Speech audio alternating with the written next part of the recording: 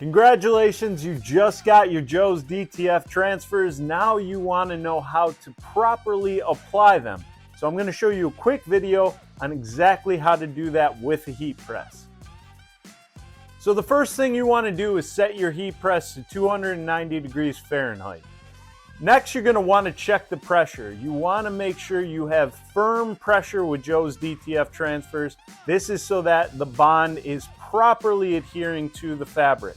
So make sure that that is correct before proceeding. Next, you're going to be preheating your garment for 5 seconds, which is going to take out the wrinkles and moisture. Then you're going to lay the DTF transfer with the rough side down or the image facing upward. You're going to want to use a cover sheet.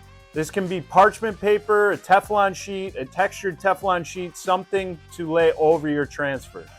Then you're going to apply for only 5 seconds. You can peel JoesDTF transfers hot, warm, or cold, your preference. Then the last step is to cover your transfer one more time with your cover sheet and press for a full 10 seconds at your 290 degrees.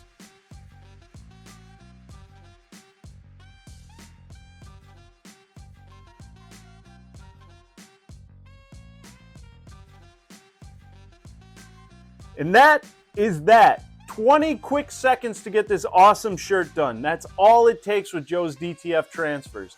You just have to make sure that your heat press is set correctly.